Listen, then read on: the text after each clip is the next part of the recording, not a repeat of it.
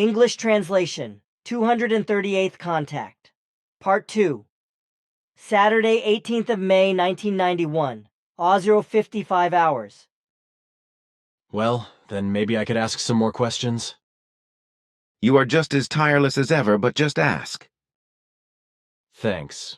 From Sim-Ya, say I know that not only Earth humans have alcoholic beverages, but also you, even if your brews are only similar to alcohol. What do you understand by the term alcohol-like, and how dangerous is alcohol for humans? By alcohol-like products, we only mean products and beverages that have an alcohol taste but contain no alcohol, or only so little that the values are far below those that are usual on Earth for alcohol-free beer. The taste of our alcoholic beverages and products is the same as that of the alcoholic products common on the Earth. However, this is certainly not surprising when one considers that we use almost the same manufacturing processes for these alcohol-like products and beverages as are used on the Earth for the production of alcoholic beverages, only that our manufacturing processes and the necessary equipment are refined and much more advanced than those of Earth humans.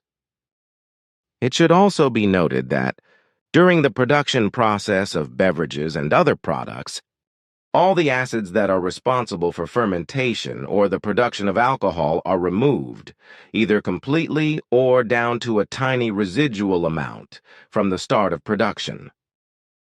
In this way, both fermentation agents and other substances are thoroughly removed and the desired product is obtained. Of course, other measures are also needed, because it is not only a matter of removing bacteria and acids, but also of changing chemical structures, etc. With regard to the harmfulness of alcohol, it should be said that the earthly sciences and earthly medicine and psychiatry, etc. are very well aware of this. Also with regard to the fact that alcohol not only destroys material consciousness and the liver and kidneys, as well as the entire nervous system, but that it also has a carcinogenic effect, whereby the malignant and carcinogenic poison, urethane, should be mentioned first and foremost. This is in addition to the dangerous prussic acid, which occurs especially in stone and kernel fruit alcohols, but this does not mean that other alcoholic beverages do not also have certain proportions of this poison. The truth is, however, that the worst poison is urethane, because it increases and strengthens depending on how the alcohol contained in this poison is stored. Especially on Earth, it is unfortunately common practice that all alcoholic beverages are stored very improperly and not product appropriately, because in restaurants and department stores, in shops and private premises, as well as in alcohol production facilities, the alcoholic products are wrongly stored, that is to say, in light-permissible places or illuminated by artificial light. But this should not be the case, because any alcoholic product is light-sensitive and extremely light-reactive. The incidence of light causes chemical changes and transformations in alcoholic beverages, which become very dangerous for humans when they drink the alcoholic beverages exposed to light. The incidence of light changes and transforms many alcoholic poisons, and thus reaches values that are very dangerous for humans. This happens among other things with the poison urethane, which multiplies up to 38% in alcohol due to the incidence of light.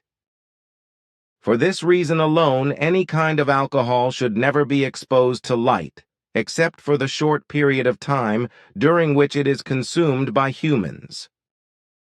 However, this rule applies to the entire range of alcoholic products and beverages, that is to say, hard alcohol as well as all wines and sparkling wines. Spirits, wines and champagne, etc. of all kinds?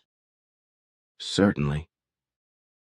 But what about drinking a glass of wine or a hard liquor or just liqueur now and then?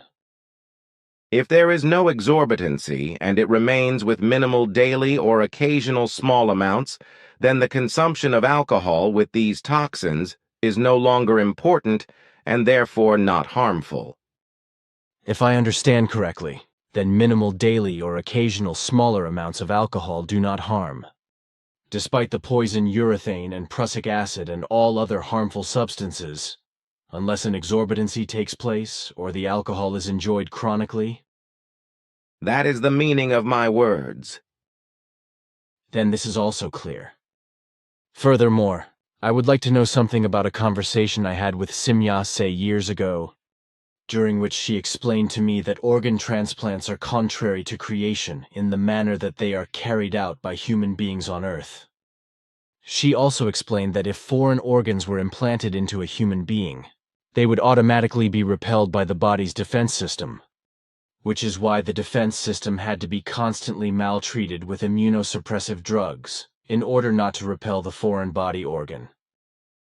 She explained to me that this had to be continued until the end of life. For real organ transplants, she explained to me at that time, only the possibility could be considered that at the youngest age, a human being's cells, taken from him or her, would be grown into the necessary organs, which would then be transplanted to the person concerned if necessary. Therefore, the organs are practically the body's own organs, and also the same age as the human being who needs them. She also explained that foreign organs had foreign swinging waves, against which the body's defense system reacted in an acidic form, and always tried to repel the foreign organs. According to Simyase, a foreign body organ in a human body always forms a foreign body that can never become the body's own. We have discussed this recently, and I have passed this information on to Simyase as I understood it at that time. Was my explanation correct, or do I have to correct myself? There is nothing wrong in your statement. Well, then perhaps I was right with my assumption that the same can be done with the blood, and that one can even take the body's own blood from the body and detoxify it, and possibly graft it with the body's own antibodies, and thereby prepare it so that it acts on the sick body like a miracle drug when this treated blood is reintroduced into the body's bloodstream. I did not talk about it, because it is only a guess of mine, and on the other hand, if I was not right, they would use it against me. But in principle, my assumption would not have to be so far-fetched when I look at the system you use to produce transplants. Your assumption corresponds to the facts, although I do not understand the connection of how you come from organ breeding to programming the body's own blood with the body's own defenses. I simply cannot follow your train of thought, and some other time I am amazed at your combination possibilities, which are inexplicable to me. That is just my thinking. I do not want to talk about that now, however, but about something completely different. Once again, I have made some calculations and have come across the fact that certain official bodies in India have been dealing with the evil of dowry killings of wives for years. The point is that wives are simply insidiously or often officially murdered by their husbands when the dowry is wasted, squandered, or simply used up. In India, as in the case of the Greeks, who still cling to the conservative and thus to traditional and old customs and traditions, it is the case that, in the case of a marriage, the person capable of marriage only has a chance of actually finding a husband if she possesses a decent dowry that either originates from herself or has to be paid by her father or the family. So a person willing to marry cannot become a bride and wife without an appropriate dowry, if at least the groom and his family and relatives are conservative in whole or in part. Fortunately, however, this also changes in Greece, and thus with the Greeks themselves more and more to the modern, whereby this dowry custom disappears more and more. Fortunately, one has to say that the dowry of the bride becomes practically the personal property of the husband through the marriage, who generously and autocratically disposes of it and uses the dowry as he pleases, or simply squanders it or does business with it, etc. in India. This unworthy and discriminatory and contemptuous abuse of the dowry of women is particularly pronounced, because there, the husband's self-righteousness in relation to the throwing away of the wife's dowry and the inhuman disrespect and desecration of her knows no bounds. and even torture and murder are not balked at when the dowry has been used up. In India, for example, wives and their families and relatives are very often viciously blackmailed by their husbands in order to loosen up financial resources again and again. This often results in such blackmailed families or wives surrendering to prostitution, whereby even small children are often forced to fornicate in order to raise the necessary funds for the blackmailing husbands. If the wife or her family or relatives do not pay or can no longer pay, then the wife is usually killed by her husband without further ado, and all this is because the dowry of the wife was too low for the wastefulness and personal wishes of the husband. It can also be seen from this that Indian men do not usually marry out of love, but out of pure greed. This is completely in contrast to the men of other countries, who usually marry out of emotions, with exceptions, of course. When I think of the system of Islam, which requires the bridegroom to pay a certain security price for the bride, which is given to the bride and the wife personally, or to a faithful administrator for her, as a lifetime security, so that she can live on it at any time and never suffers need, then I find this regulation fantastically good, while the Indian system is downright satanically malicious and primitive and almost animates to murder. I have lived and worked in India for over a year, and I have experienced all sorts of things, from these murders and religious murders, mainly from the Kali sect, which strangles its victims with a knotted silk cord, to burning of widows and carving up of corpses for the ravens and vultures, etc., but I have never been able to find my way around these bestial and profit-seeking as well as wasteful dowry murders. Together with Quetzal, I once calculated an average of these murders for only 1 year. I arrived at a result of slightly more than 54,000, while Quetzal with his calculations was still more than 1,200 murders of this kind and higher per year. Now my question is whether this has changed in the meantime, and whether this kind of murder has decreased or increased. According to my calculations, these types of murders have increased in recent years, even if statistics mislead us into believing that less than 1/10 of our calculations would apply. Your assumption and calculations apply very accurately, even if inadequate statistics claim otherwise.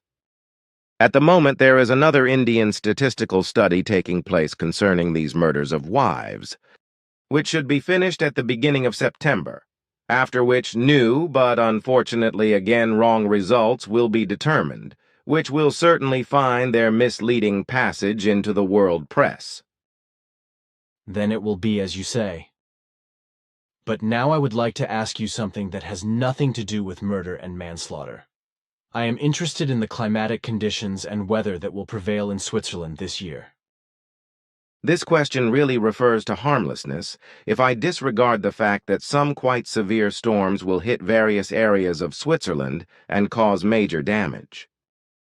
On the whole, you will experience a very splendid and hot summer in your homeland, which I know you hold in high esteem. There will be a lot of sunshine and you will enjoy it. You love the warmth, as I am also not unaware of. There is not much rain, because the air pollution of the burning oil wells in Kuwait and the gas, smoke and dirt particles of the mentioned volcanic eruptions Pinatubo and Unzendake, as well as some others, will cause enormous climate changes, which will already be noticeable this coming summer. Nevertheless, it is not possible to speak of an exceptionally hot summer, even if it is accompanied by high temperatures and drought, which will affect agriculture, especially in certain areas. So it is a fairy tale summer, so to speak? You can see it that way. Good. But again, it will not be right for all people, because the eternal stinkers will also curse about sun and heat and dryness, as well as those for whom every drop of rain is too much. It is truly only good that the human beings on the earth are not yet able to influence the weather in such a manner that they are able to make snow or rain, storm and thunderstorm, or sunshine and heat at will. If that were so, then evil would come in persona running on stilts. One would make only vain sunshine and warmth for his dearest beloved, the rain fan only straight rain, the snow strollers all year round only snow and ice, and the one bad neighbor would send to the other only straight storm and hail, thunderstorm and climatic ruin over the garden or the fields, or produce such a cold that even all heating is useless, and the arch enemy freezes to death in the bed. But what do you think of that? As far as I know, you influence the climate and the weather only as far as it seems necessary or given for plants, animals, and humans. So, for example, that you regulate excessive cold or heat collapses, prevent hailstorms, contain dangerous storms, prevent rainfalls, which would bring floods and great damage, regulate and tame volcanoes, and more of the like. Is that right? This corresponds to our customs. All the peoples of our federation are committed to respecting the laws of nature and to allowing natural climatic processes, etc., to run their course. We do not influence the weather in the form that we would design it according to our personal desires. We only intervene where there are threats to land, plants, and human and animal life, as you explained earlier. Your remarks are of correctness. Also good. Then I remember at least in the right form. But now another question, which is actually related to what we talked about 15 minutes ago. Our topic was the organs for transplants and the body's own defense substances or defense bodies that repel foreign organs. These substances or bodies are products of the immune system, which ensures that the body and blood, etc., cannot be attacked by pathogens. However, the immune system is not always mobile in the same strong form. Consequently, it is more efficient and then less efficient again, whereby naturally also the body and the blood, etc., dependent on the immune system as well as all organs and the nerves, etc., are more or less subject to certain fluctuations in the susceptibility to disease. But I am not telling you anything new as a physician, although I would like to point out that you are just as well trained in this subject as Quetzal. But that is not the reason for my speech. It is connected with a question that you might want to answer. But only if you are allowed to do so. But this question is now the one. The immune system produces anti-powers and antibodies, as I have already said. But what about the fact that these antibodies and anti-powers could actually also be produced artificially or semi-artificially by humans? If nature can already carry out chemical reactions and physical changes, etc., then it is not only obvious to me, but it is a matter of course to me that humans can do exactly the same, if they are so advanced in their knowledge and with their developments in apparatus, mechanics, and computers that they have the possibilities to do so. Now for the main question, are the Earth human medical, chemical, and computer sciences, etc., already so far developed that they could develop or isolate such antibodies and anti-powers in order to produce special immune-strengthening drugs in prophylactic form, or even drugs that could be used as acute treatment drugs? If so, what is the name of such a drug in an acute treatable or prophylactic form, and from which substances could such drugs be derived? You are thus addressing a topic on which we have been sending out instructive impulses to the world's leading scientists for some time, which is why I can also give you an official answer to this question. Certainly, the possibility of producing such drugs of a prophylactic and treatable nature is given.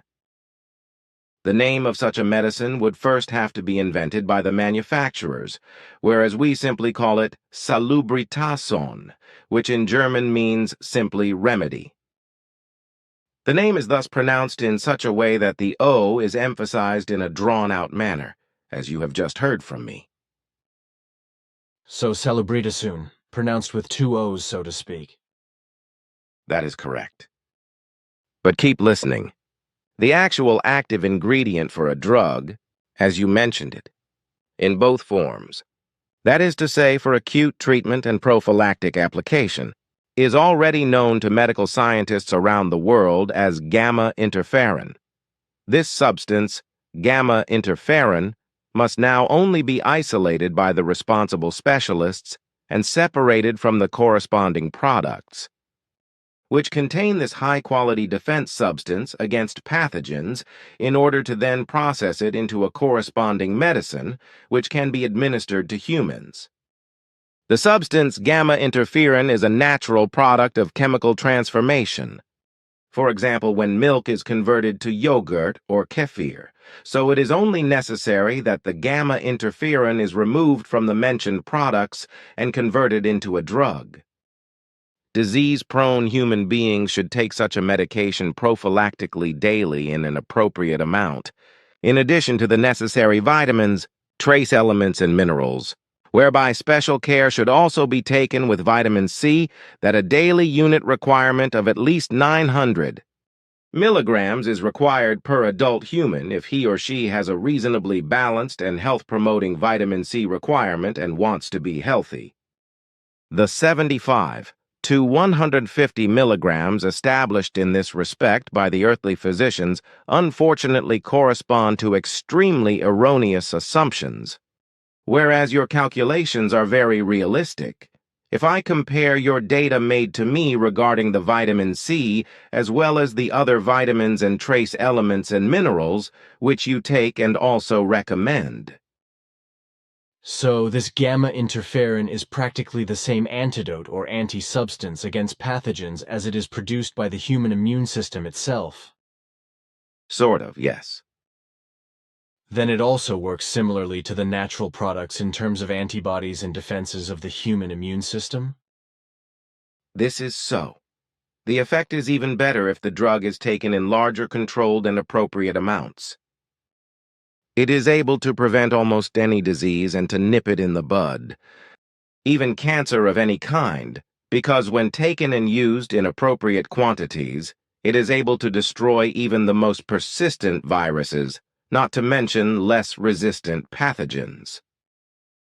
Then it is only to be hoped that the medical tinkerers and other clever ones will soon find the way and the means to produce this remedy and make it available to humankind.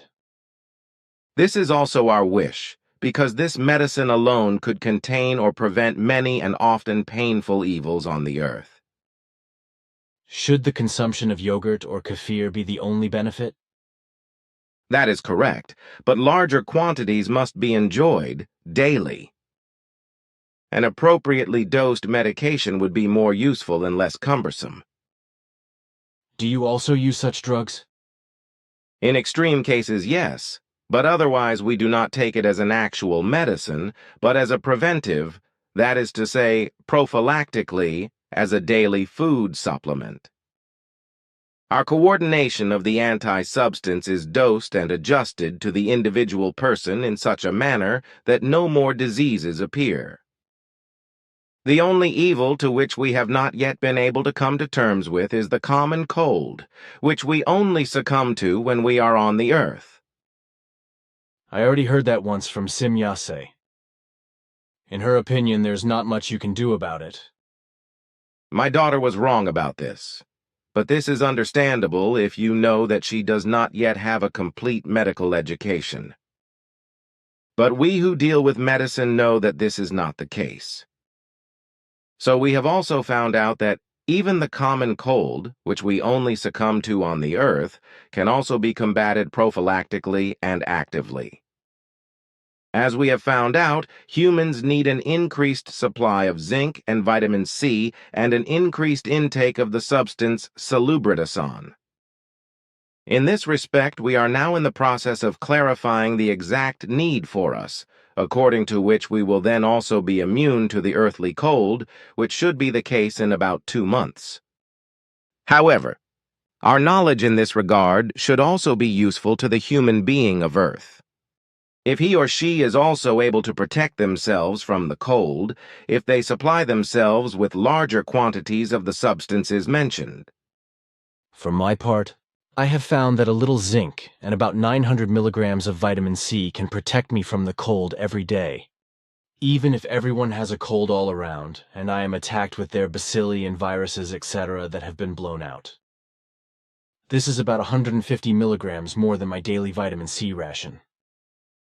Sometimes, however, it is also necessary that I take more than 1 gram of vitamin C daily, depending on my physical and mental condition. If my psyche is damaged and demolished to a certain extent, then my immune system no longer functions fully, which means that I have to pump more defense substances in the form of vitamin C into myself. But that is enough, because I have other questions. During your long absence, a lot of questions arose, of which I would like to address at least some to you. In a video film, I saw a documentary about mutations of leeches, which have reached a gigantic size of about 50 centimeters due to radioactive or chemical influences, and which are so poisonous that human beings die when they are attacked and bitten by these critters. The aforementioned is an incident in America, where a young woman was bitten by such a leech and died within a short time as a result of the leech poison. Now for my question. Is it possible that such mutations due to chemical or radioactive influences are already occurring outside America? And what types of life forms are affected by them? Mutations of the kind you mentioned are caused by the fact that various chemical liquids or gases enter water or soil or simply the atmosphere and are absorbed by various life forms, including human beings. Radioactive radiation of all kinds should also be mentioned in the same breath, as you have already mentioned. In many forms of life, such as humans, proliferating ulcers very often occur, which are called cancer. In the water area, fish are usually infested, while other species mutate into unshapely or gigantic beings due to the same dangerous radiation or toxic substances, such as the leeches or jellyfish you mentioned, which reach many times the original body size, which can be very dangerous not only for humans, but also for many other life forms. Even technical human equipment can be endangered, which will soon lead to the realization of horror films in which horrifying actions are depicted, in which angry or mutated animals attack and destroy humans, their settlements, and their technical equipment. Such a case will occur as early as August on a stretch of Scottish coast where jellyfish have already mutated into giant sizes as a result of radioactive radiation from nuclear power plants. Guided by their we form, they will try to switch off the cooling water system, which corresponds to a controlled action and not a coincidence, as the responsible ones claim. The jellyfish will also attack exactly that cooling water system of the nuclear power plant that is to blame for their mutation of the giant growth. On the other hand, such mutated life forms have already emerged around the globe in many waters as well as in and on the Earth. Then one can slowly prepare oneself for all kinds of unpleasant things. As a rule, those responsible conceal or trivialize such incidents and knowledge, as will be the case in Scotland in the case of the incident mentioned above. The general public or environmental organizations, etc., will not be informed, or only inadequately, or simply misleadingly. That is the rule, I know. But now again another question. One that does not come directly from me, but from another source, which I would like to tell you openly, so you might answer it to me after all, and on the other hand it also interests me personally. So may I ask the question? In this case, yes. Good. I do not know where to begin. Well, it is an energy question that actually concerns your past. Surely your early ancestors did their first spaceflight according to the same principle as is still common here on the Earth today. Namely, with rocket engines, right? Here on Earth, scientists are already megalomaniacally talking about space travel and space travelers when they shoot their rockets onto the moon or into an Earth orbit. But is it now what I assume? Your assumption is correct. Very good. It would now be time for the question. What energies did your ancestors or ancestral ancestors use after they departed from the rocket motors or rocket drives? I must ask, what kind of energies and engines did they use? Are you allowed to give any information at all? If I answer your last question first, Then the answer is yes, because here too there is no longer a secret on Earth, because we have been providing relevant scientists with corresponding impulses for quite some time. The answer to the questions of energies and engines is this: electron drives or electron pulse drives. The entire universal space is piled up through and through with electrons. So the space is not simply empty, as the layperson mistakenly thinks, but what is also known to earthly scientists for a very long time. However, electrons do not only exist in one kind or form, but in very diverse forms. However, I am not yet allowed to give further information or explain details about this, nor with regard to the 280 universally existing elements, of which only about 100 are known to Earth scientists. To answer your question, however, I would like to explain to you that our ancestors discovered the principle of electron energy, which is present on all planets and stars as well as in all forms of life, as well as in inexhaustible form in the entire universe. We make use of these electron energies even today, just as our early and later ancestors did, only that we make energy transformations and are incomparably advanced in the use of these energies and their application, as well as in the technology required for them, than our ancestors were. Tachyon drives as well as ray drives and antimatter drives. And our newest means of transportation with transmitters are based on electron energy, which we have been using for many millennia in ever more perfected form. Also, the cosmic electromagnetic life energy, from which any form of life lives, is a product of the never-exhaustible electron energy of the universe. Also, any form of existence, no matter what kind, lives from it, even the spirit forms, even if their energy is infinitely finer. Are electrons also swinging waves? That is right. Aha! Then an electron impulse engine should actually operate in such a manner that it finds a hold on the electrons in free space itself, at which it can repel itself and move by its own swinging waves. A perfect perpetual motion machine, so to speak, if one knows the technology and is able to apply it. This also explains why your spacecraft never lack energy, neither in free space nor on a planet. Also, it dawns on me slowly that you can regulate and apply the redirection of light to make your flying machines invisible, but probably also the phenomenon that you can also fly in an air envelope with unlimited speed without being fried by a friction heat. Because if you protect your ships or other flying bodies with electron swinging waves, with an electron swinging wave mantle, so to speak, then the slightest friction can no longer arise. Is that so, or am I right? You amaze me as always. You should have become a space technician, my friend. Once again, you made me ask you a question to give you a small statement with which you could continue working at lightning speed and give facts that I did not actually want to mention. But you should have thought of that, my friend, because with the word electron energy and with the word electron swinging waves, some spotlights came up in a flash, which illuminated certain dark caves and abysses within me. And if I now continue to think about it, then some spotlights will come up again, which will illuminate other dark points for me, such as the fact that on Earth, electron power plants would have to be built instead of lousy nuclear power plants, and that medical scientists would also have to get behind the problem of electron medicine. Because through certain electronic influences, etc., not only any disease will be cured, but life can also be prolonged for centuries. Together with the Celebration, it should be possible to reach the same Methuselah age as you. Apart from that, these energies would also be able to cope with the enormous environmental pollution. Because then, no more diesel and petrol coaches would pollute the earthly atmosphere.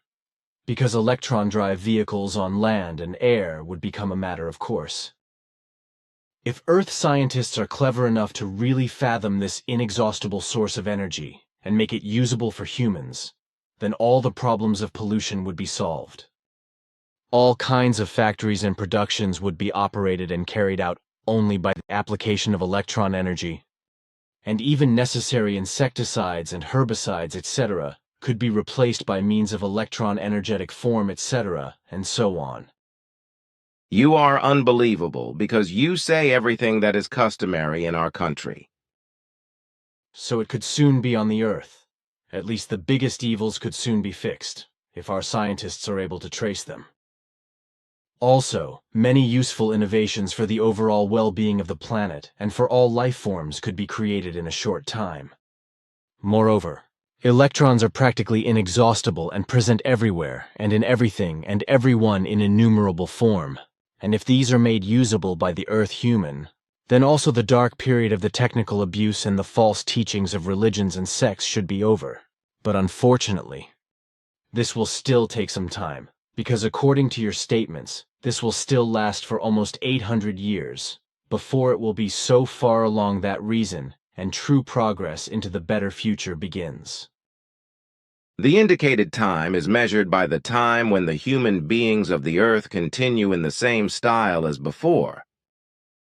If a positive change in appropriate form and strength occurs, then this time is naturally shortened, perhaps even by several hundred years, which is questionable. It would really be desirable that the Earth's twits would finally become a little more sensible, also in terms of energy production. With today's technology, it should soon be possible to use electrons as energy sources, right? This should indeed soon be possible if the scientists make a decisive effort in this direction. Then they should do it, these arrogant twerps, so that one of the worst earthly evils can finally be resolved. It would be very useful if they would make an effort. I have been asked on several occasions whether you also have the evil that your eyes get worse with increasing age, or that you have eye diseases that impair the quality of vision. Fortunately, we have not known these evils for thousands of years. Fine, then you will not have any glasses or contact lenses anymore. Did you ever need them? Of course, but we have not needed them for a very long time. Because for thousands of years we have not had any eye diseases or deformities due to signs of aging, which does not just apply to the eyes, but to all organs of the body and to the entire body. And how did you hold it then with glasses and contact lenses? Eyeglasses were common among our peoples for a very long time, but we refrained from using contact lenses at a very early stage, because it was recognized that they were very harmful to the eye and especially to the cornea.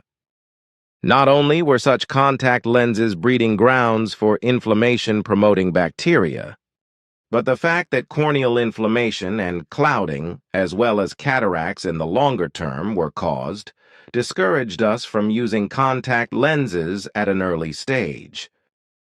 For this reason, fluid preparations were developed to replace such contact lenses before the way was finally found to preserve the eyes of humans through a healthy lifestyle and preventive measures as good as a 100% in their vision. Then you have overcome these evils. But say, do you have any idea about the traffic here on Earth? Certainly we are also concerned with that.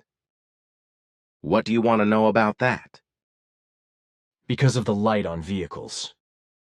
For some years now, it has been becoming more and more apparent that the lights on motorcycles and cars are switched on during the day.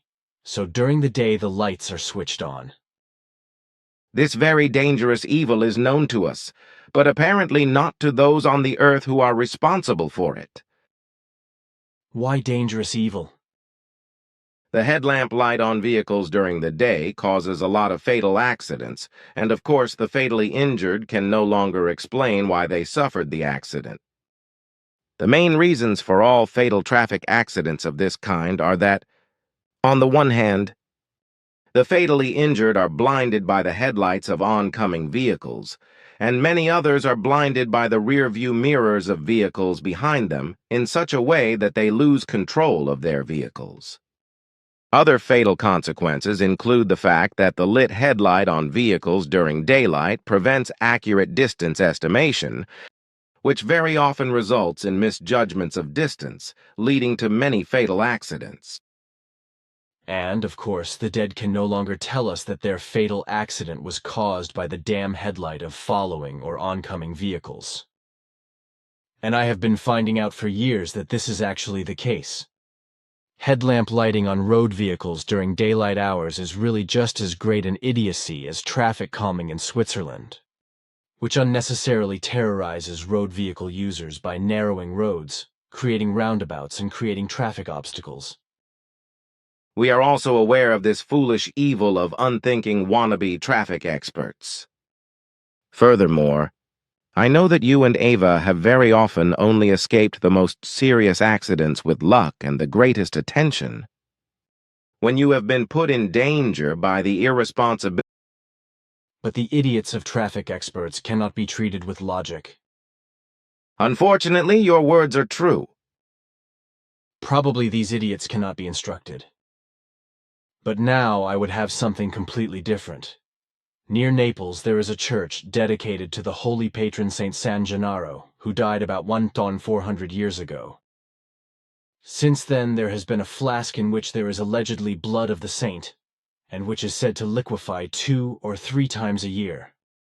Although it is perfectly clear to me that this could actually be brought about if a certain power were to be generated, which could be brought about by a single person, or if a huge crowd of fanatical believers, as could be the case, for example, with San Gennaro, if many thousands of human beings make the pilgrimage to his church, to then ask frenetically and fanatically for the blood to be liquefied. It does not make sense to me that in this case, this should correspond to the facts. Even if Roman Italian Catholicism is extremely conservative and fanatical, the fanaticism of the faithful should not be sufficient to achieve such a blood liquefaction. I do not want to deny that there is actually human blood in the flask, but it is certainly not that of Saint San Gennaro. Rather, I assume that there is alchemist's blood in the bottle mixed with some alchemy substances that liquefy automatically when the bottle is shaken for some time.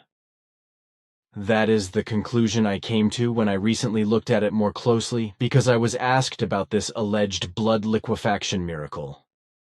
I used to think that blood liquefaction might really be triggered by the fanaticism of believers, but since I tried to get to the bottom of the truth, I have become more and more familiar with the idea that everything is just a very well and cleverly raised fake alchemy, as Johannes Fausti, Saint Germain, and Magister Crowley and consorts have conjured up.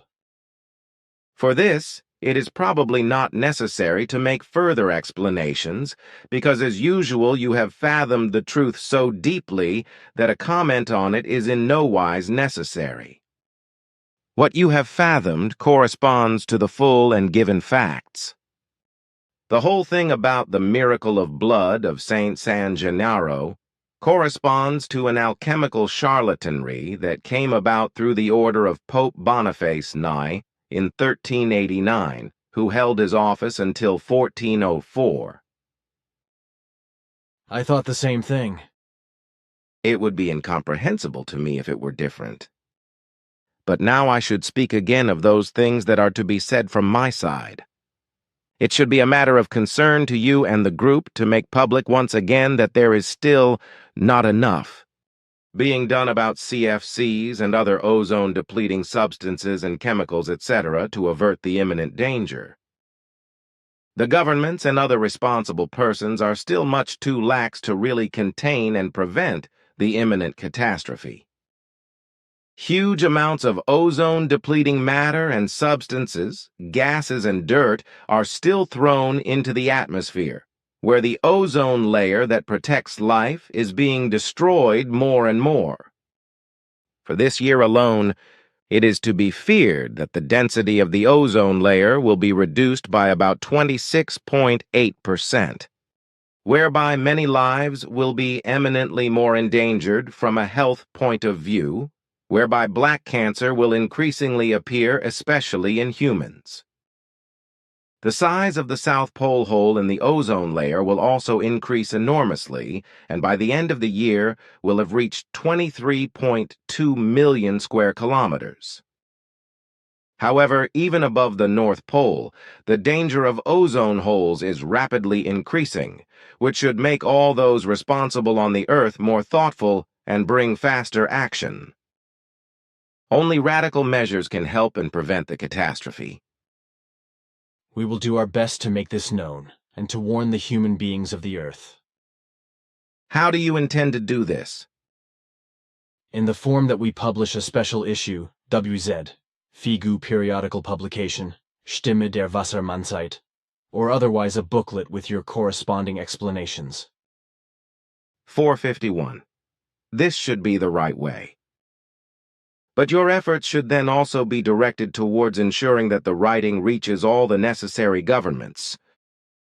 As far as governments are, actually it concerns the government in Russia, which is headed by Mikhail Gorbachev.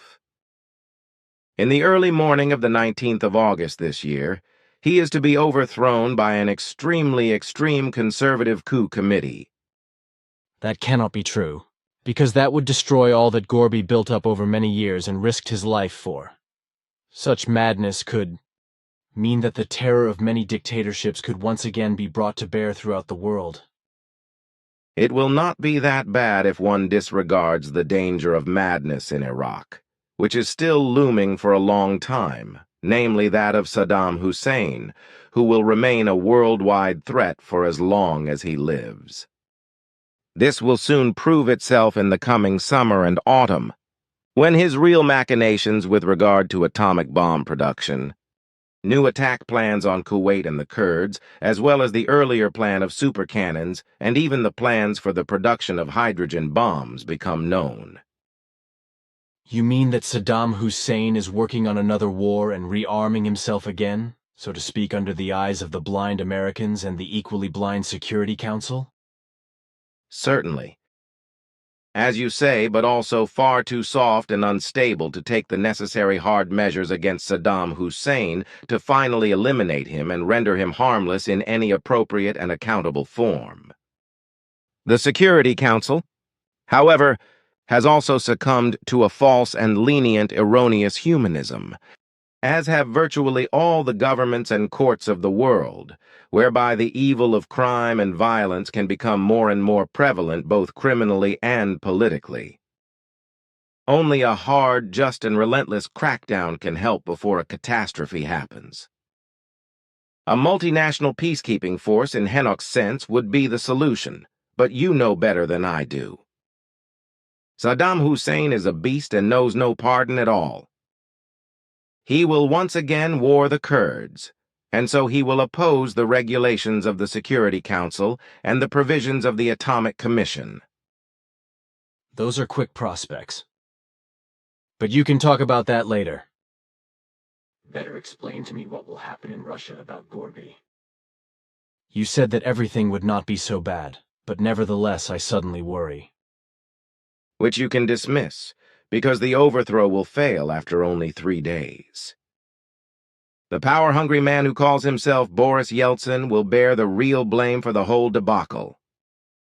Openly and underground, he will rush against Mikhail Gorbachev and his Yeltsin's dirty, deceitful, and only for unlimited power heinous machinations will lead. If the people's trust in Mikhail Gorbachev has been weakened by him, to the putschists being able to take action and Gorbachev being imprisoned in Crimea when he goes on holiday. In contrast to the fact that Boris Yeltsin acts out of the purest personal greed for power and wants to destroy Mikhail Gorbachev in his office, the putschists will be influenced by tremendous religious sectarian forces, which for some time now have been infecting all those worldwide who are either power-hungry or unstable, or who are walking along the paths of, or fighting for the truth, and in the sense of creational truth and the teaching of the Spirit, also known as creation energy teaching.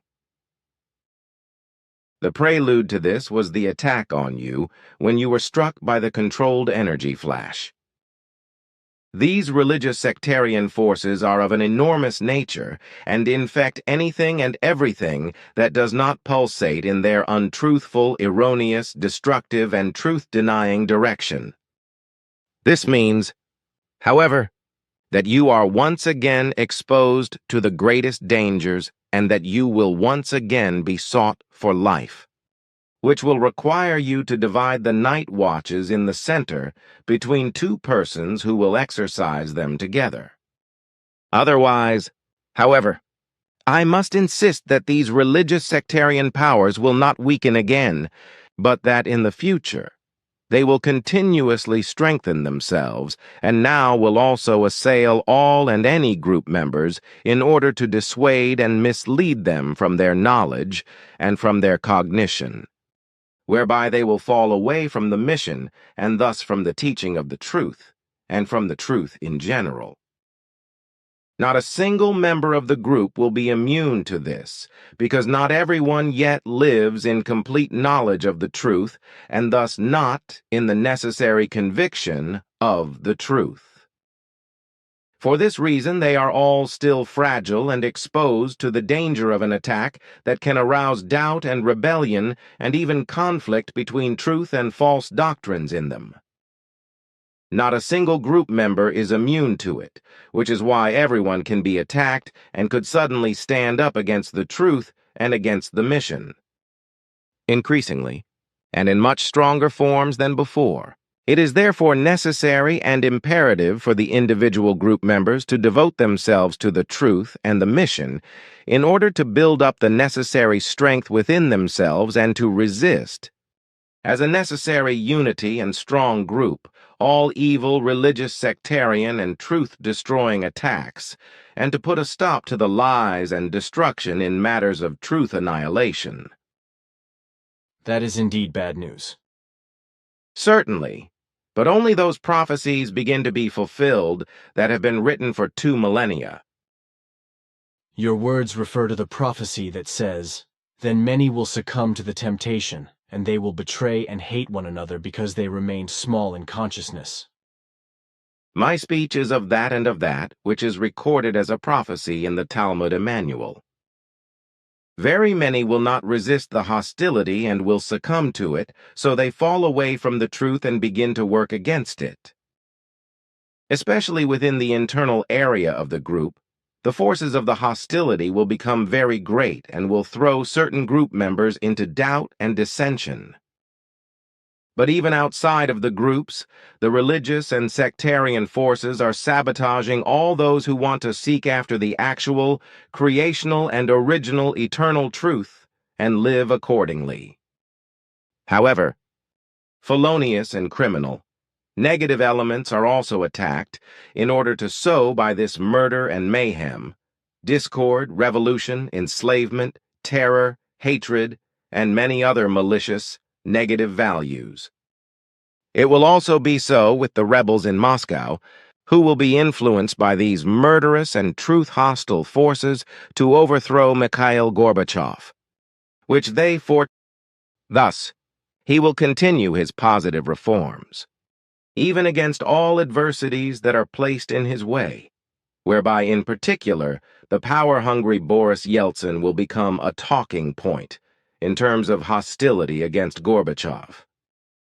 But unfortunately, many are not as strong in their truth conviction and in their actions as Mikhail Gorbachev, which is why many fall to the hostility of the sectarian forces, either in the way that they fall into doubt and dissension, or as this becomes more and more prominent, the more that the time approaches the point when the power of the worthless number, 666, openly manifests, namely in the sense of the murderous, criminal, and destructive power of sectarian Christianity, which in many respects holds the lethal value of 666 in itself, as you know very well.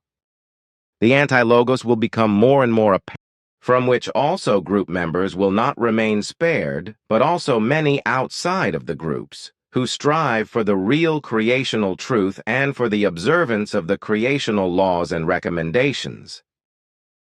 In the future, all of these will increasingly and often very strongly be endangered in life and limb and in consciousness. Accidents of all kinds and also diseases, discord and strife, denial, dissension and doubt, hatred and betrayal, as well as quite sudden, unexpected, and inexplicable mood changes, as well as emotional and feeling-related outbursts of evil kinds, will appear more and more and will threaten the peace and the truth. So it already began more than a year ago, and even worse, it will develop itself in the coming and future time. Through this, not only will you be increasingly endangered in your life again, but also certain group members are now included therein. Do you mean that assassination attempts could be launched again? That is the meaning of my words. At the same time, this not only applies to certain group members of the Center, but also to group members who exist elsewhere all around the Earth in other groups. In addition, attacks on the lives of individual group members can occur in any conceivable form, such as during the use of all kinds of vehicles, during the use of aircraft, while at work, or otherwise, during any activity and other doing. The possibilities of an attack on life and limb as well as on consciousness are limitless. Steady, attentive vigilance is thus the maxim for the future. That corresponds to the circumstances. Then that is also clear.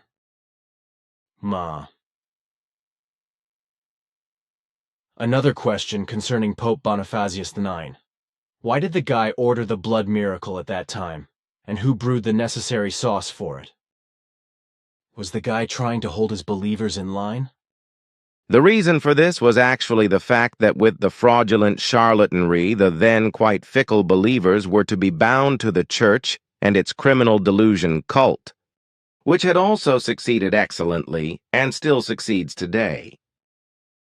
The man commissioned by the Pope was an inconspicuous citizen by the name of Claudio, who dealt with alchemy and who was deeply indebted to Pope Boniface IX.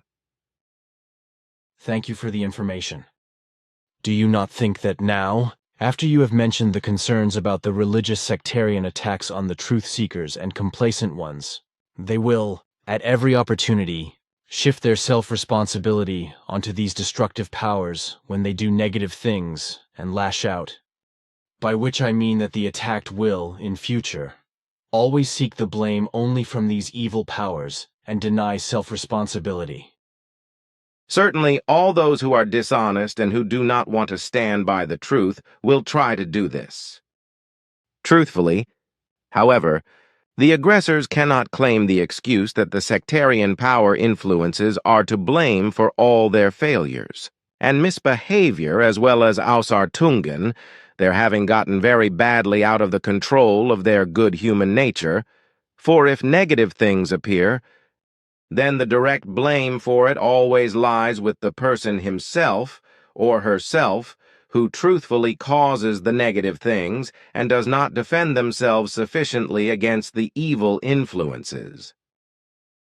Exactly, because that is exactly the law. Then everything would have been said in this respect, or is something still unsaid? Maybe I should say a few words about that. Already since time immemorial, since malicious cult powers and religious sectarian powers came into existence, the truth-seekers and truth-lovers were attacked and often driven to insanity or misery and death by these, just as much as were the might-greedy delinquents and criminals who pay homage to the evil and negative ones. Also, all the prophets who wandered the earth again and again since the earliest times did not remain spared from that. All of them, no matter whether man or woman, always resist these evil powers and attacks, which unfortunately cannot be said of those who emerged as simple believers or as the heads and preachers, or religion founders and so forth, who have appeared and are still appearing and will continue to appear. With the earth humans, predominating quite especially, is the erroneous and dangerous view that a good announcer of truth, a good preacher or a good teacher of the true teachings, and so forth, and therefore also a good prophet, must be full of humble bearing, only speak loving and gentle, chosen and diplomatic words, and must always only be friendly. The earth humans think it must be just the same as how, for example, the Pope comports himself, and therefore many gentlemen ministers and sect leaders, who truthfully, however, do nothing other than hide their true faces and appear friendly and neighbor-loving, to thereby mislead their believers about their actual nature and to be able to exploit them. It is exactly such religious, or often only apparently religious, elements who are then the quite especially valuable objects of attack of the sectarian powers, and who then commit the most monstrous inhumanities and crimes, as is, however, also characteristic of all believers when it concerns their own profit and has to do with their own lives. But truthful and good prophets and bringers of truth are never humble and never compliant with enticements and such things. Neither their speech nor their demeanor is ingratiating, and their style and manner of saying the truth is cutting, deeply striking, and in a form that is not loved. With that, it is truthfully recognized whose child of the Spirit a prophet or truth announcer of whichever kind, or an actual truth-bearing teacher is. Religious sectarians, fanatics, extremists, or other proscribers of truth avoid true prophets or other truth announcers, or they try to annihilate, to damage, or even to kill them with all existing means available to them. The only well-meaning ones for the prophets and other truth teachers and truth announcers, since time immemorial, have been only those human beings who are openly devoted to the truth and thankful for the delivered teaching of the truth. It is also only these ones who recognize, in the true prophets, the endless universal love for all forms of life, as well as the righteousness that they exercise, even when, here and there, they themselves are perhaps rebuked and instructed in a hard manner by the prophets and other truth announcers.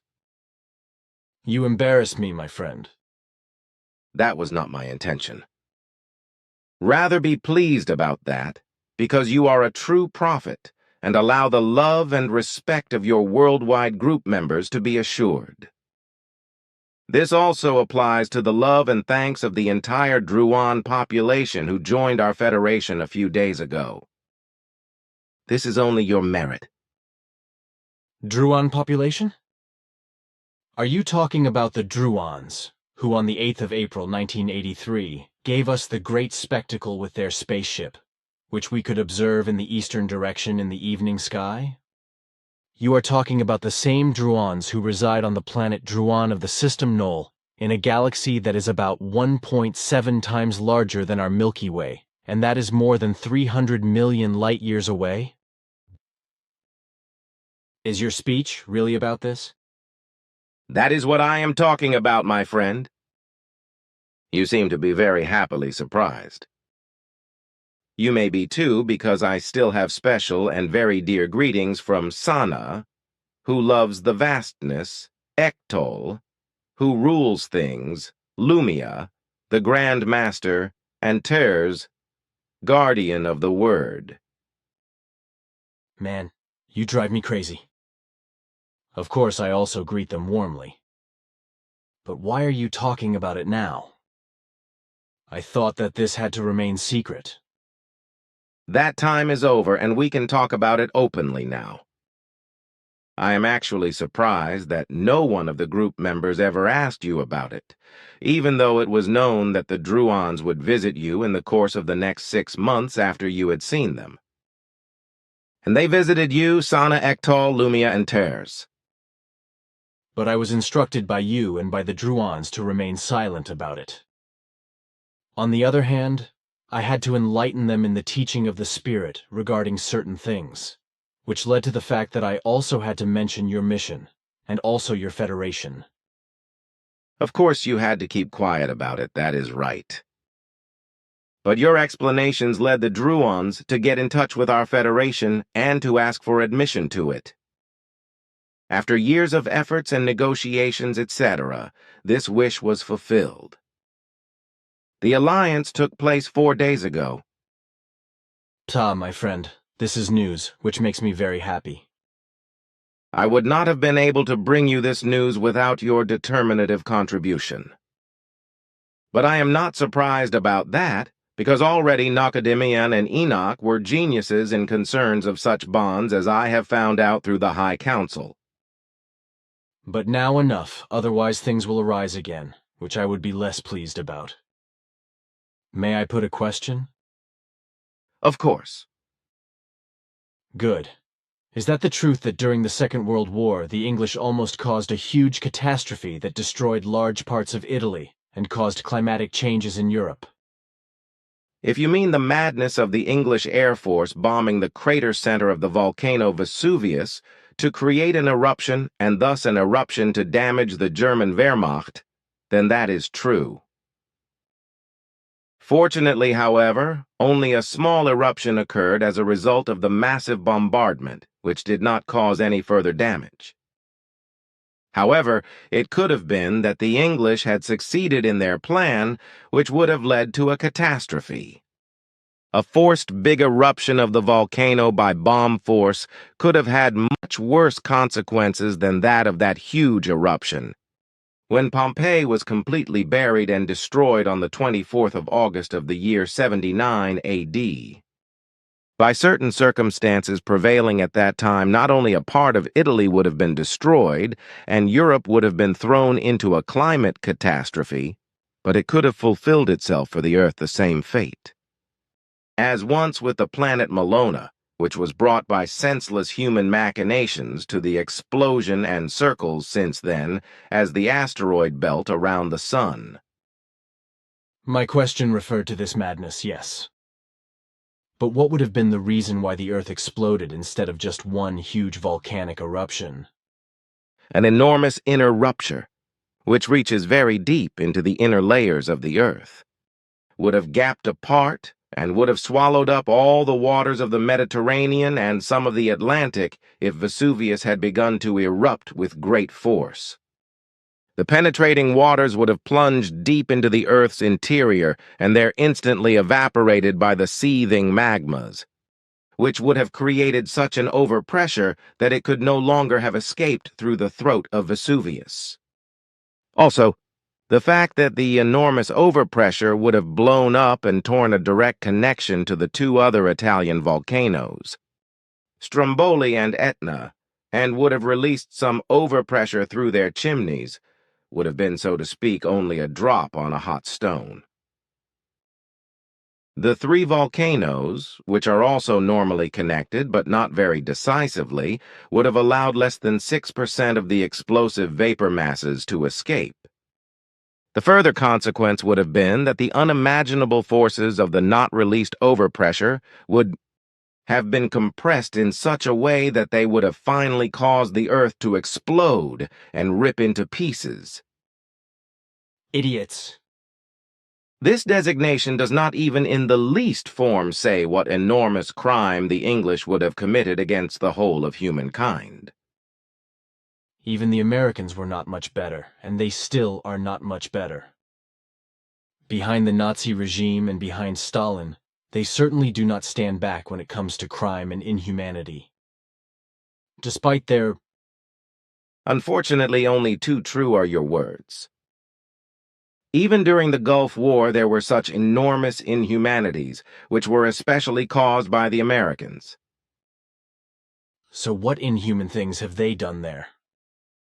But how could it be otherwise than that they are constantly committing war crimes, as was the case in the last World War and in Vietnam?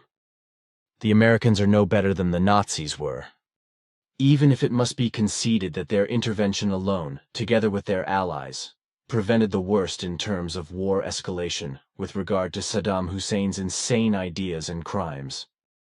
The inhumane actions of the American Army in the Gulf War buried more than 3 times 10,000 living.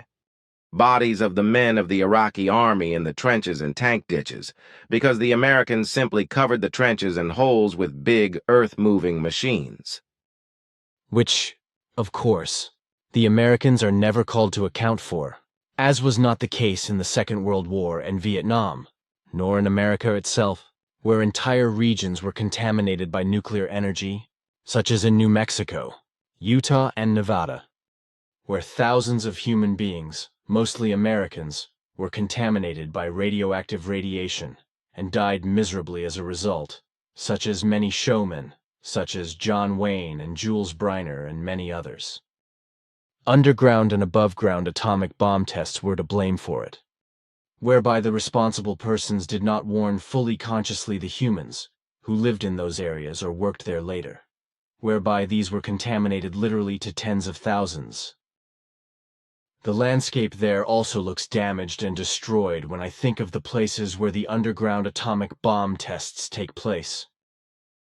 Which you know from your own experience and observation, when Quetzal took you several times to those places where you could also experience at close range when the atomic bomb tests were made. I will never forget that. What I witnessed from very close up gave me the impression that the Earth was rearing up and screaming in a heavy, deep and painful breath, only to collapse into itself murdered and remain lying shamefully. I saw and felt the tremendous vibrations that not only peeled up the Earth, but also vibrated high into the sky, hitting our ship and hurling it away, hovering less than 300 meters above the scene. At first, the Earth's upsweeping looked like a flat bubble, but then it collapsed, circularly, and circle by circle, so to speak, to form a large crater. It was just terrible, and somehow it seemed to me as if I heard and felt the screaming and the tremendous pain of the Earth. I was indeed shaken, and if I had been able to, I would have brought those responsible for these crimes on Earth to account.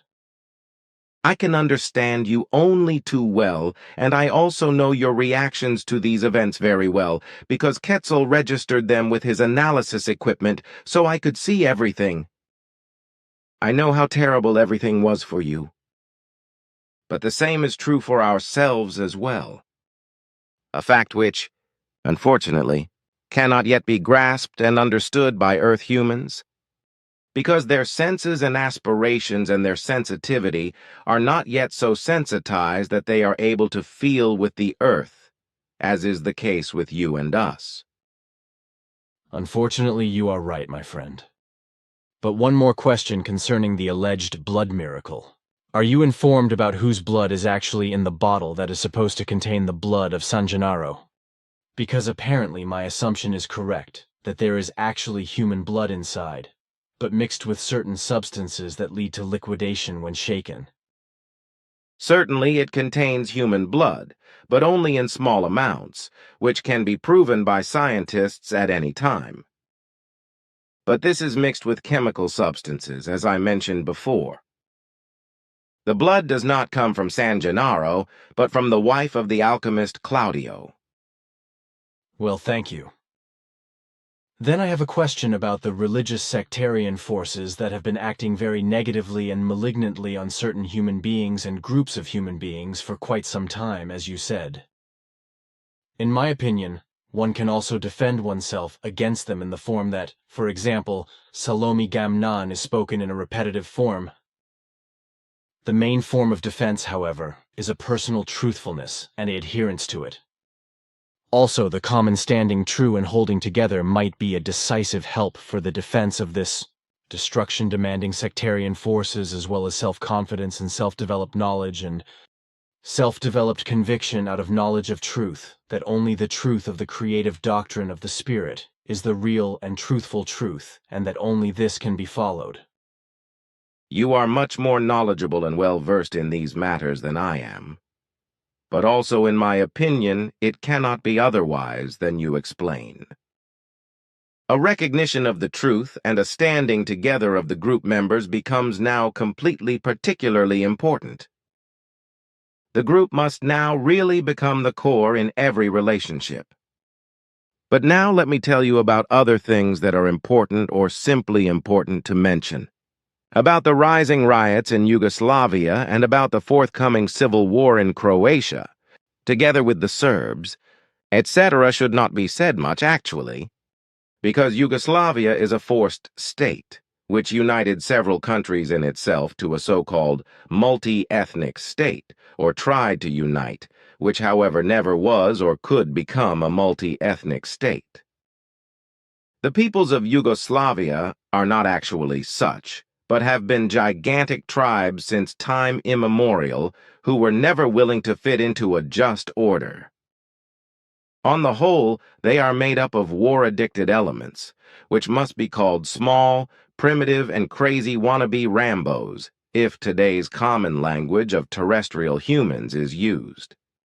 You will see and experience that this corresponds to the truth, because it will be the case that the World Security Council and various states constantly intervene against the acts of war, and that many times armistice agreements are proclaimed, which, however, are in no wise adhered to and not fulfilled, because the participants prefer to promote acts of war rather than peace.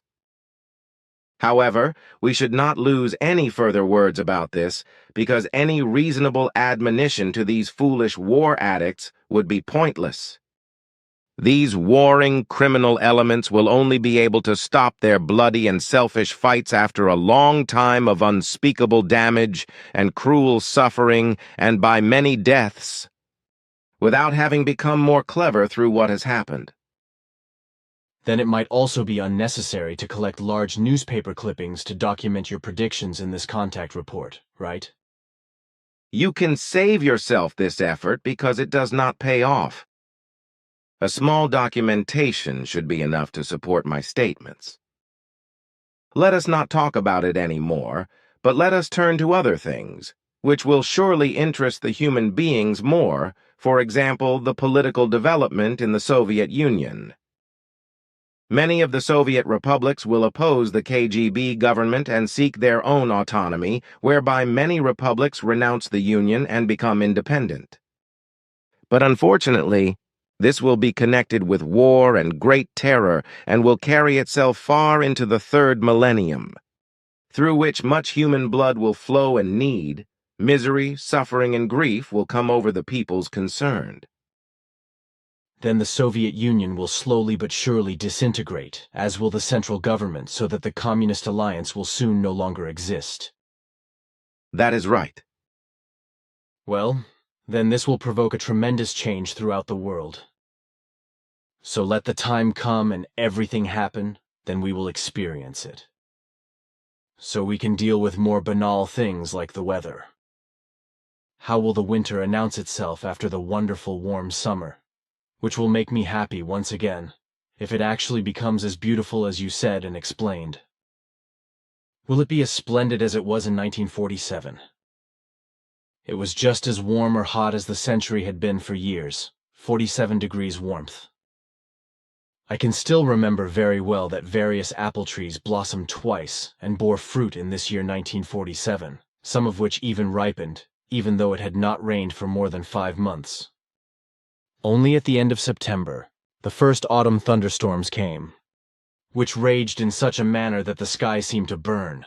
Power lines ignited to hundreds of meters and hailstorms pelted down, which beat whole forests into shreds with fist-sized missiles. I also remember this very well, for at that time I was on the Earth for a long time. You have a phenomenal memory, my friend. Everything really happened as you said. This summer will not be as hot as it was in 1947, but there will be day temperatures of 38 to 40 degrees. Also, the beginning of winter will not be so bad, but it will announce itself in different areas already on the 20th of September and cause early snowfalls as well as landslides. This will not only be the case in Switzerland, but worldwide. Also, huge forest fires of immense dimensions will appear this year, as for example in the jungles of Sumatra and Borneo, which will be so immense that the cities will be affected by smoke, haze, and gas, etc. These jungles are rainforests, are they not? That is right. Unfortunately, there will be many deaths as well, as will be the case with recent battles in Afghanistan. The crazy ones there do not give up yet.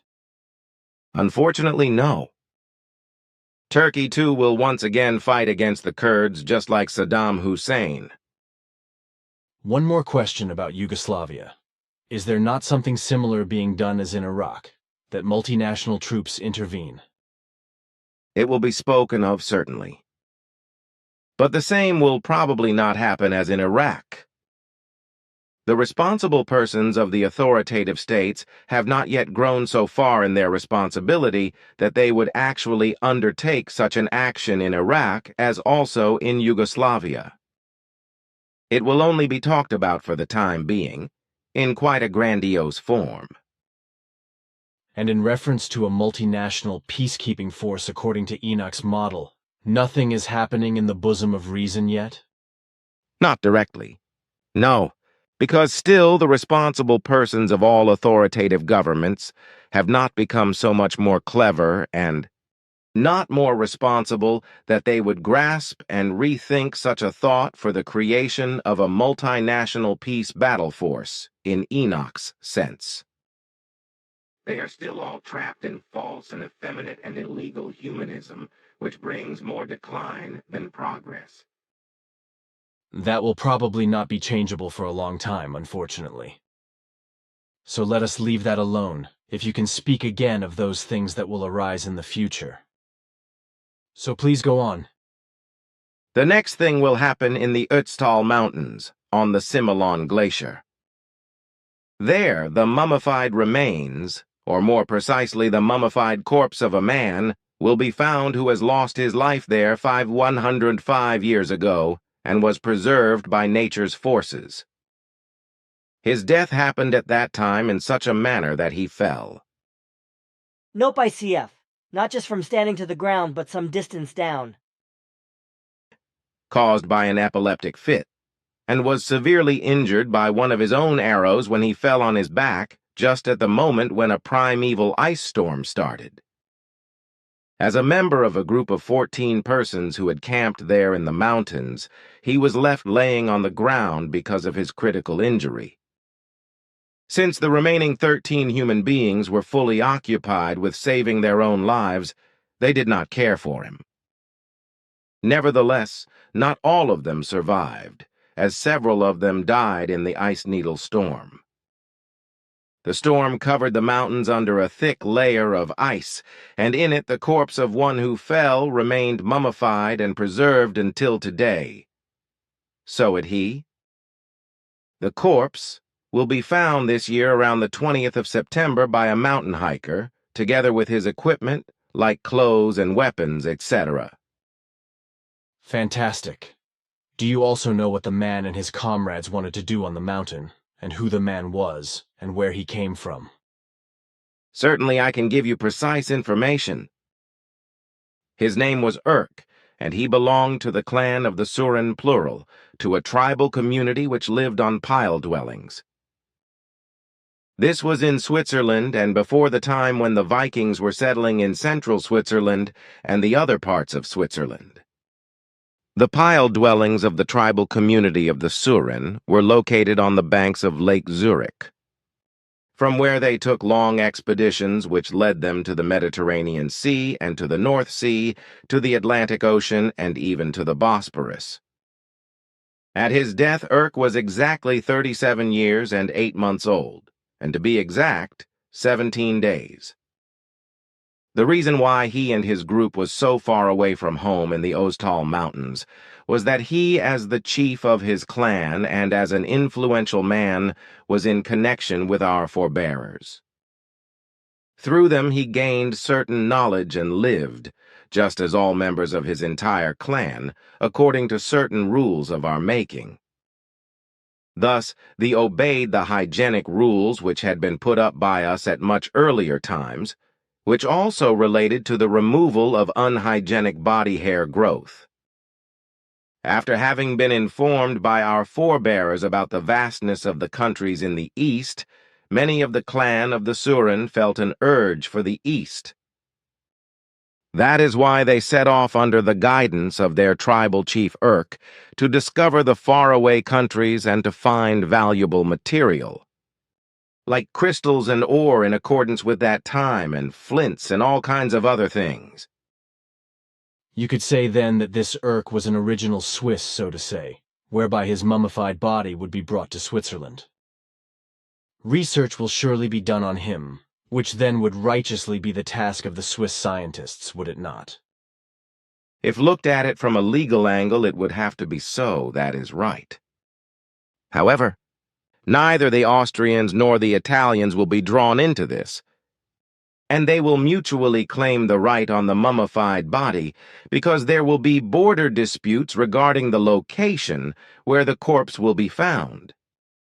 Of course, they would not pay any attention to my words and would call you a charlatan, cheat and liar, who would have purely invented my explanations if you or someone else would make some claim on the mummy in the name of Switzerland.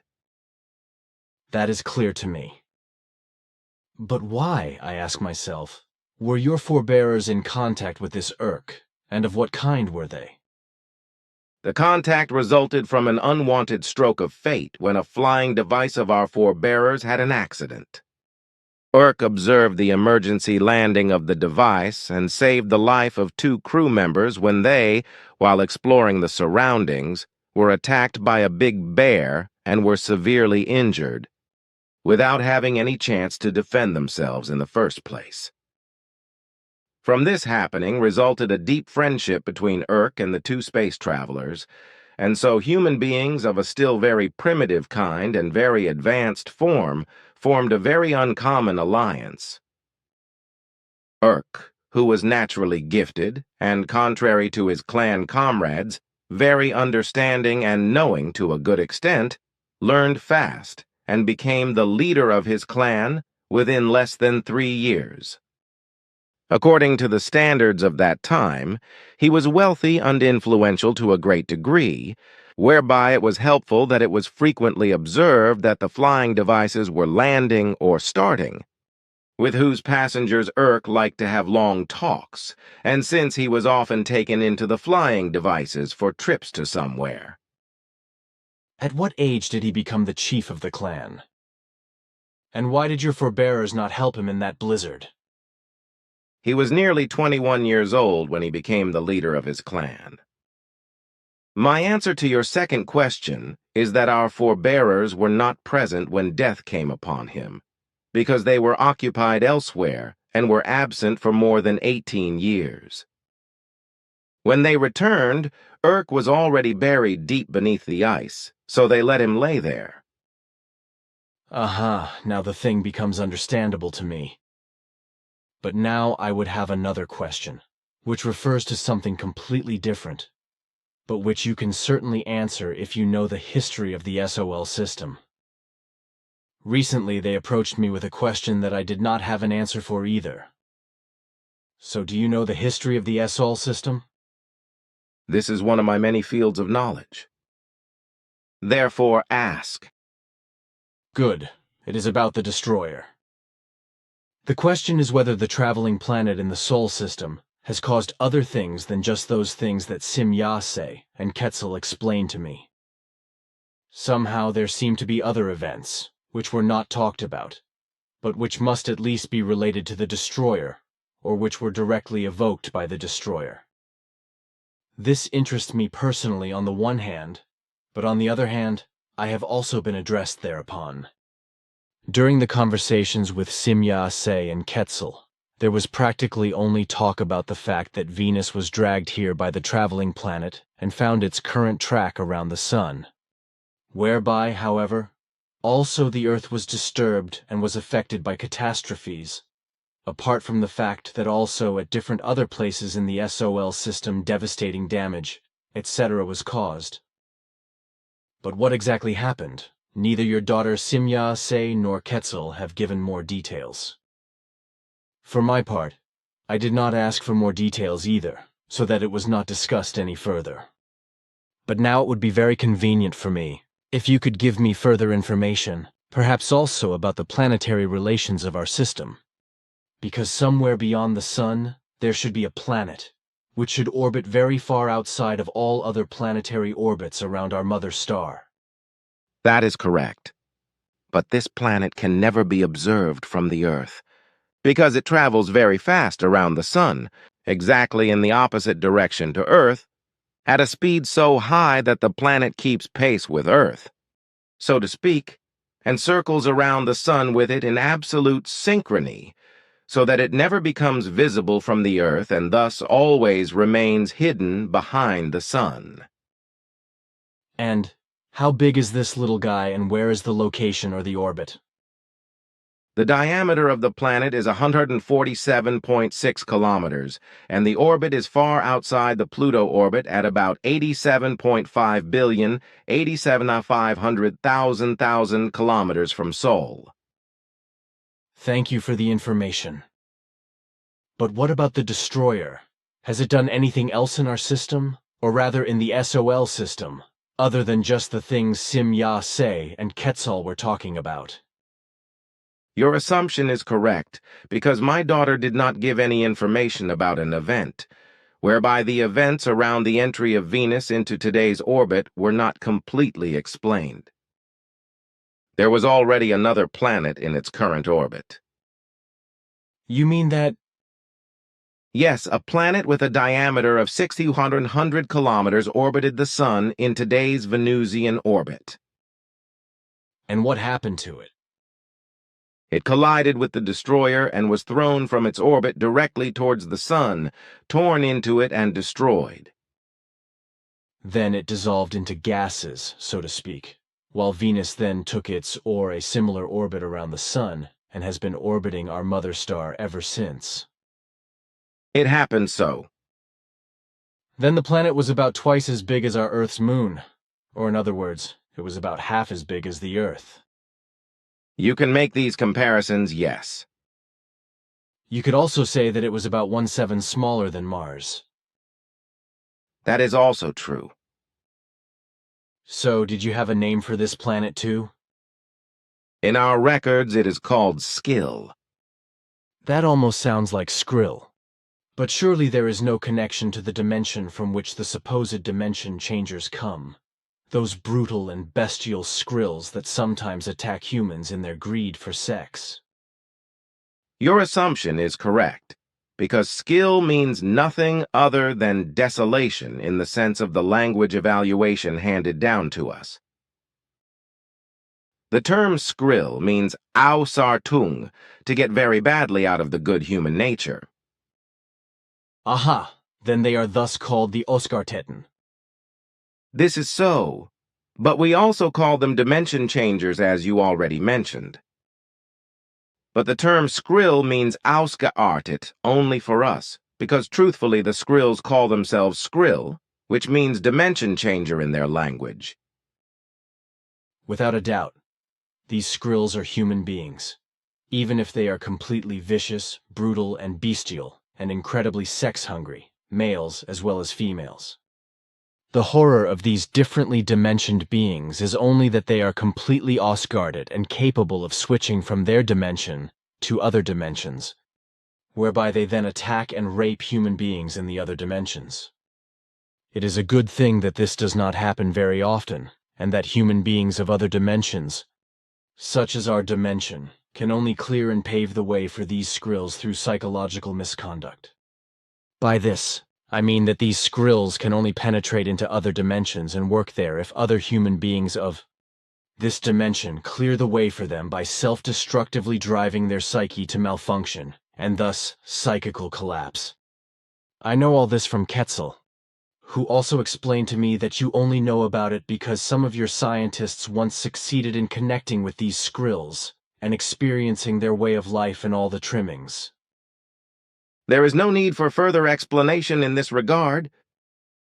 You have explained everything necessary. But let me tell you again what will happen in the future. Around the 19th of October, a major earthquake will occur in the far north of India, which will claim many lives, while at about the same time in California, in America, a huge conflagration will destroy forests, fields, parks, houses, and many other buildings, but also many humans will die. The quake in India? Is it related to the fact that the continental plates under the Himalayas are crashing and bumping again? Or is it due to the fact that everything there is on the fire belt and possibly underground gas chambers explode or something like that? It will be a tectonic quake, the triggering of which is not the fault of human beings. So a shifting and overlapping of the continental plates. That will be the reason. Understood. But tell me, is Tokyo not also threatened by heavy earthquakes? Because even there the fire belt undermines the country. Quetzal once said something like that. Tokyo is said to be as endangered as San Francisco. That is also true, but I do not want to give any details about it. That is fine. But I have a question for that. You said that Saddam Hussein wanted to secretly manufacture all kinds of weapons. Not only a giant cannon, but also atom bombs and even hydrogen bombs. But what about the Israelis? They are no better, as Quetzal once told me. They have to be quite further along in this respect, because Quetzal said that they already pose a world threat with their nuclear arsenal. If Quetzal's statements correspond to the facts, which I take absolutely for granted, then the Israelis must have nuclear warheads that can be fired with missiles and artillery. But Quetzal also said that the domineering state leaders of Israel and the Israeli military have many other deadly things at their disposal. Unfortunately, this corresponds to the evil reality, even if the criminal leaders and their accomplices vehemently deny it and deny the dangerous and world-threatening truth. However, nothing else can be expected from domineering elements like these.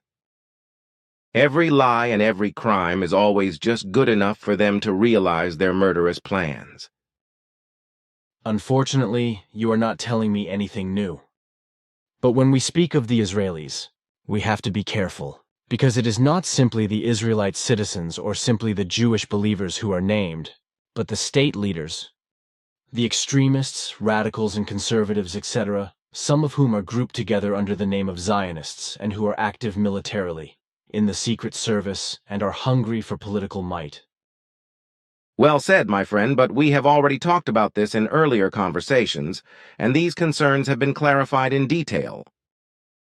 Of course, but a repetition certainly does not hurt, especially in this case. But may I ask you another question? Of course, but your constant questions delay my remarks in relation to upcoming events. You can talk about that later. My question concerns our Milky Way, and indeed in relation to the age of the lady. On the same point, I also want to know something more in relation to the oldest planetary body that arose from our Milky Way. The Earth itself had the beginning of its origins 646,000 years ago, as the first gases, molecules, and atomic particles and quarks, and so forth, formed, which, in the course of time came together and solidified, flew apart again, newly came together and solidified again, and so on, until finally everything was bound together in such a manner that about 46,000 years ago, the solid body of Earth began to form, which then, about 5,000 years ago, was so hard and solid that slowly life developed on it. First only seas of lava and volcanoes, and then, in the course of time, also the very first and primitive life in the form of lichenoid plant life.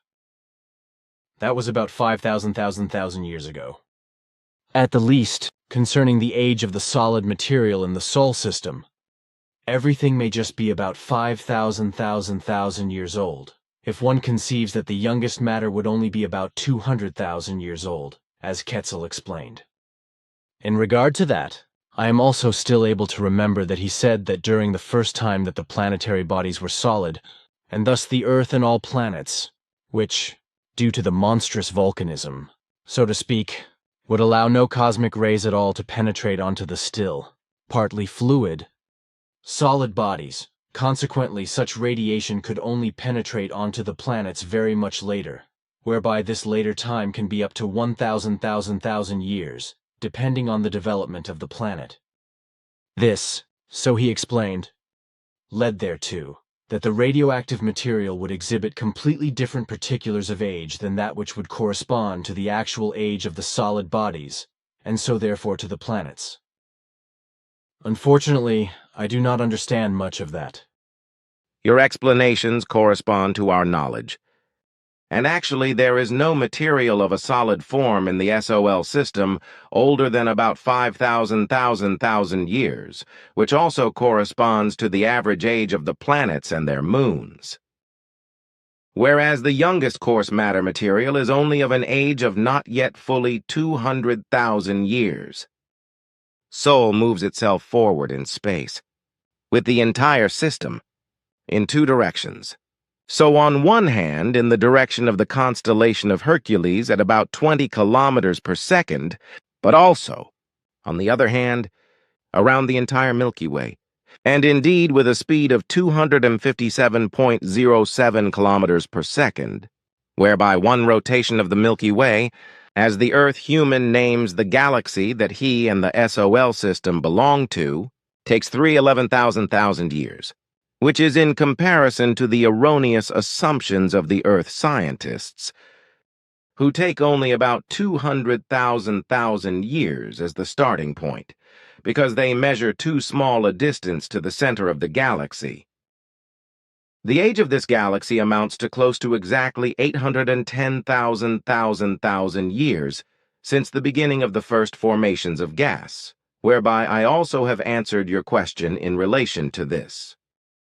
Consequently, only your question still remains to be answered regarding the oldest solid material, respectively, according to the oldest planets in this galaxy, about which I have already thereby answered you as I explained to you that the oldest material in the SOL system indicates an age from around 5,000 years.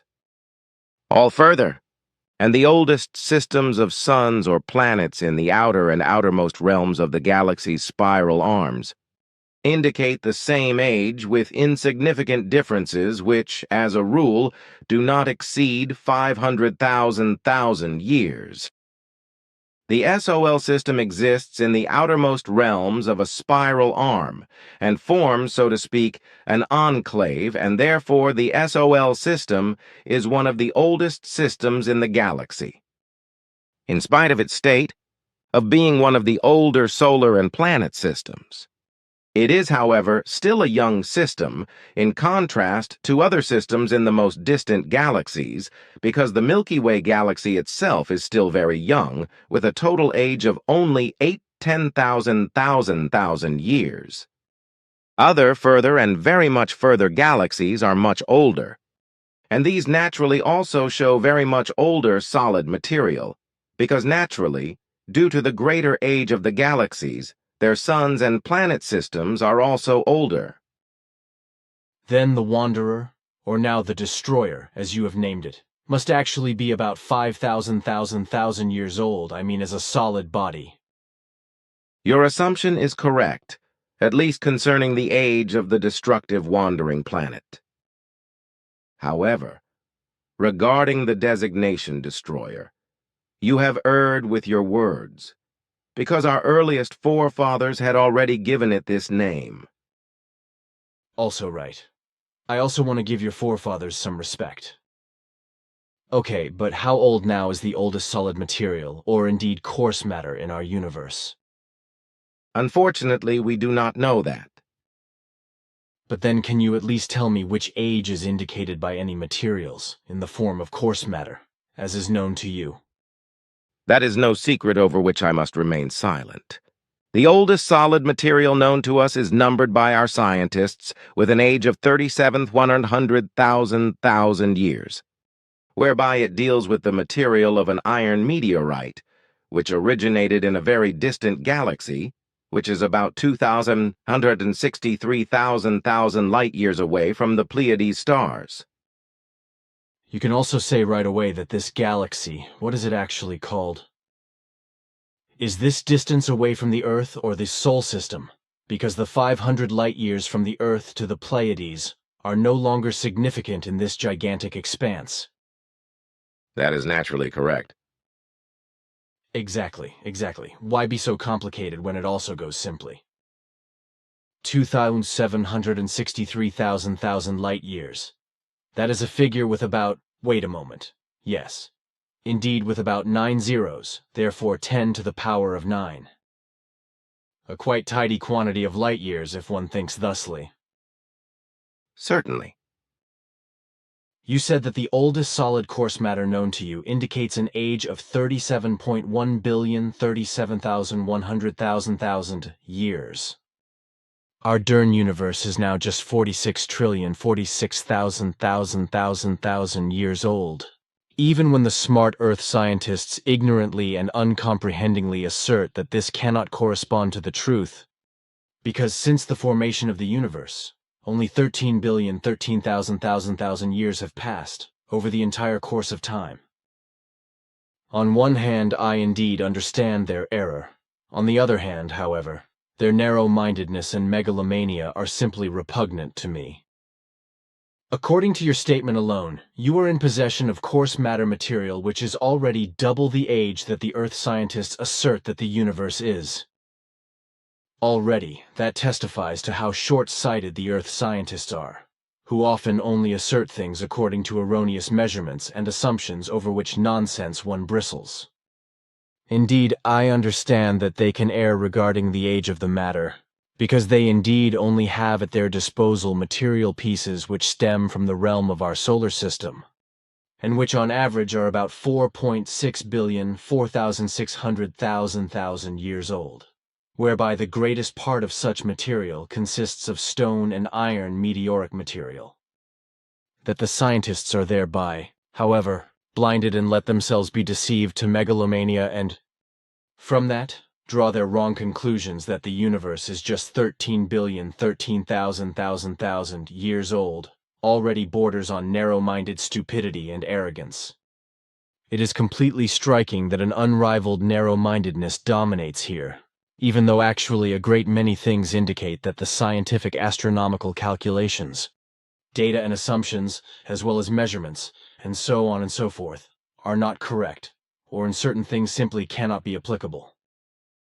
Even if the authoritative scientists perhaps really think a lot, they indeed very often think erroneously and in a short-sighted manner.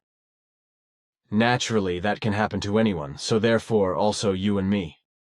But yet I find that human beings, other than even downright narrow-minded scientists, often think more accurately and sooner recognize the reality than even the so-called learned, who are often not more than specialist idiots and, in this characteristic, have a constructed framework in front of their skulls.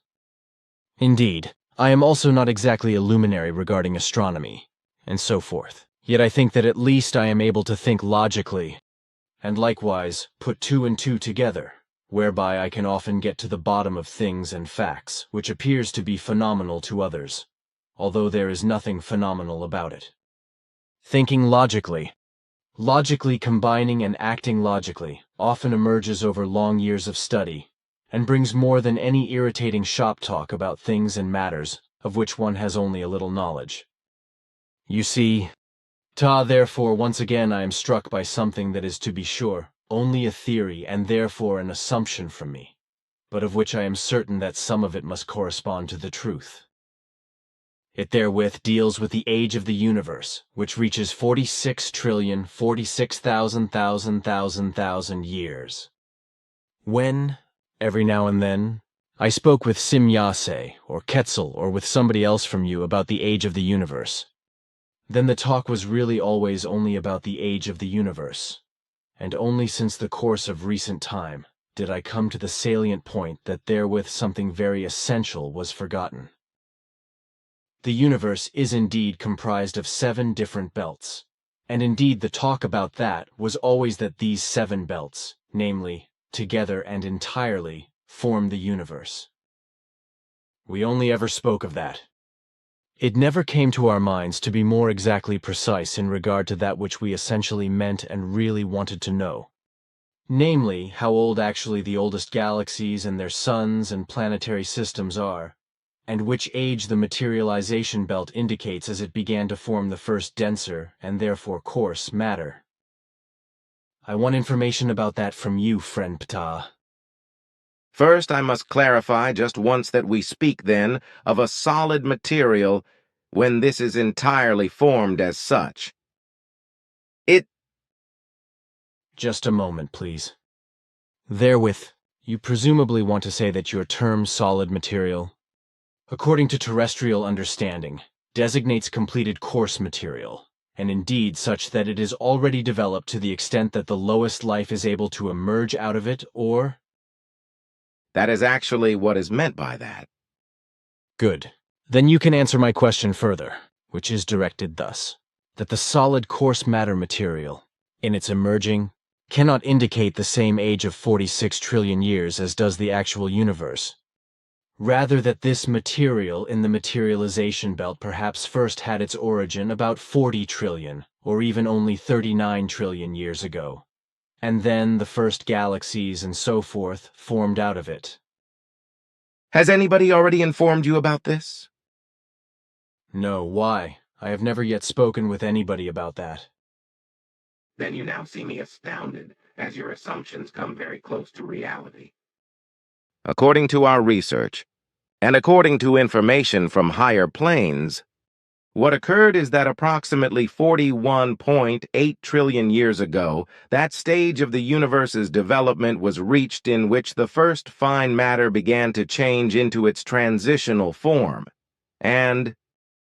Excuse me. Do you mean that transitional form that looks like a fluctuating, translucent, and ungraspable mass? As when, in the reverse case, solid material transforms into fine matter energy or fine matter material? I mean exactly as is presently the case with the High Council? that corresponds to the meaning of my explanation. And then how long did it take for the first solid material to come into existence? Approximately 1.5 trillion 1,500,000 years. And when did the first human life forms come, which then also developed in higher levels? And where did the spirit forms of the different levels come from? Like, for example, Arhata and Ptaah and so forth. At their formation, all higher levels, through the creativity of creation, are already equipped with spirit forms, which are equipped with the required knowledge and all the wisdom of that pertinent level. These spirit forms then further develop themselves quite normally, so they thus are subject to natural evolution. They are then, now and again, also the leading and guiding spirit form powers of these levels for those evolving ones following from lower levels. The first higher forms of life were created almost exactly 39.26 trillion 39,260,000 years ago, after fauna and flora had created the possibility for human life to develop, which has since evolved between 60 to 80 billion, correction, 40 to 60 million years, in such a manner that it can enter into half-spiritual and late into pure spiritual levels of higher form. I have also thought everything was approximately like that. Then I have not been horribly off the mark. Perhaps I lie in the realm of the possible, when I assume that coarse matter material does not exist very long, rather is subject to a constant change of coming into being and passing away.